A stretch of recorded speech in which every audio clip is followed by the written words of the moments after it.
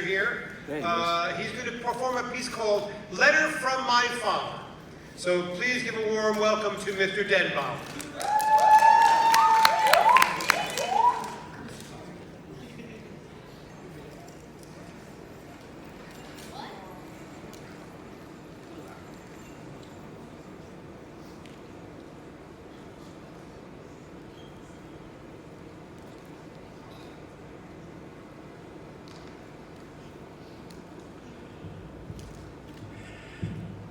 These were my parents.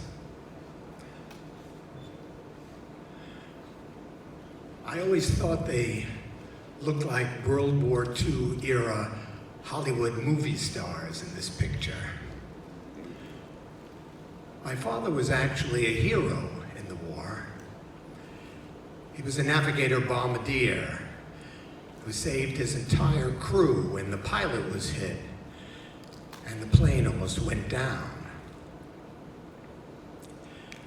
When I was growing up, though, my mother was the queen of the family. My father was a successful businessman. They had a wide circle of friends.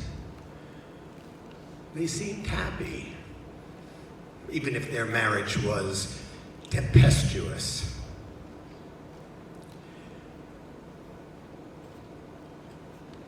So it came as a surprise to me after my father died to learn that he had left behind a letter meant for my eyes only. It changed my life. I still have the letter. This is it.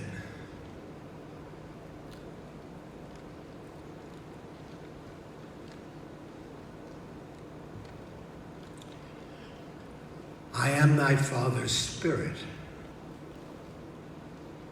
doomed for a certain term to walk the night, and for the day confined to fast in fires, till the foul crimes done in my days of nature are burnt and purged away.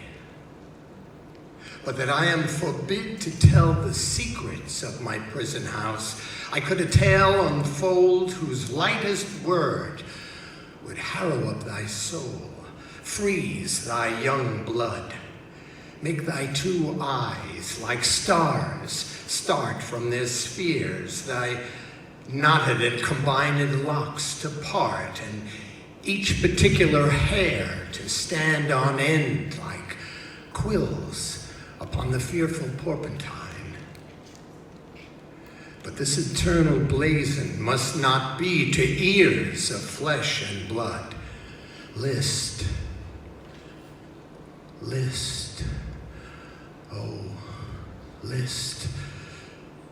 If thou didst ever thy dear father love, revenge his foul and most unnatural murder.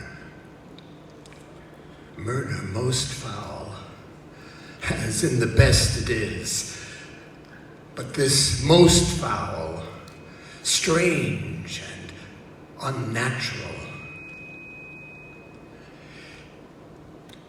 'Tis given out that sleeping in my orchard a serpent stung me. So the whole ear of our town is by a forged process of my death rankly abused.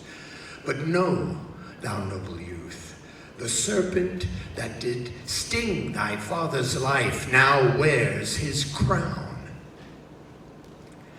Aye, that incestuous, that adulterate beast, with witchcraft of his wit, with traitorous gifts, oh, wicked wit and gifts, that have the power so to seduce, won to his shameful lust the will of my most seeming virtuous queen.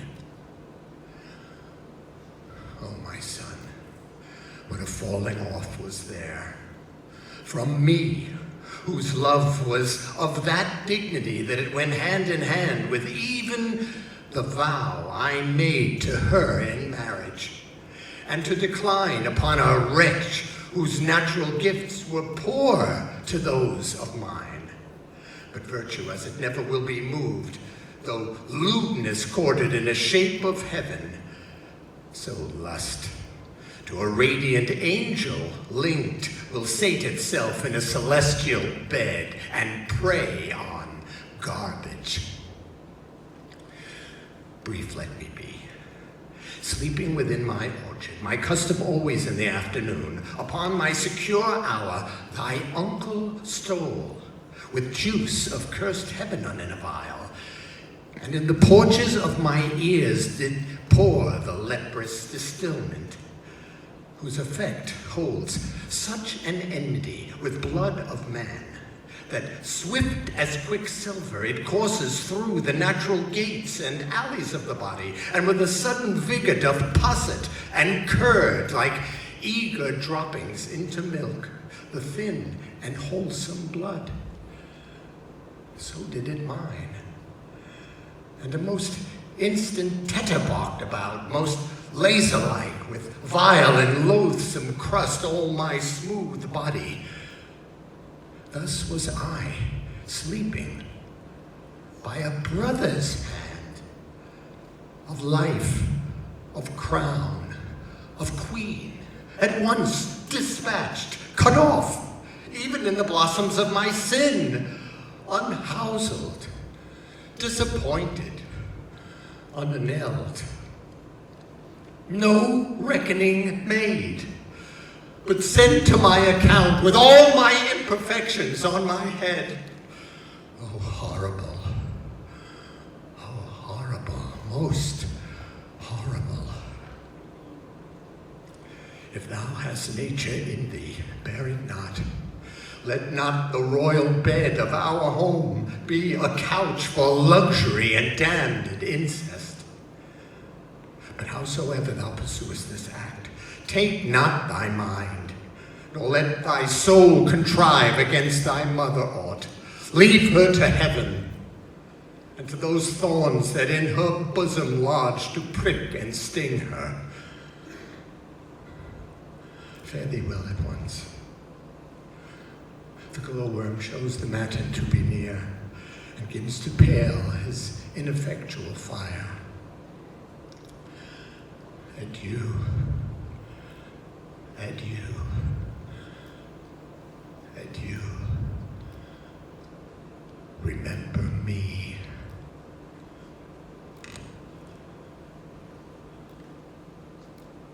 I will.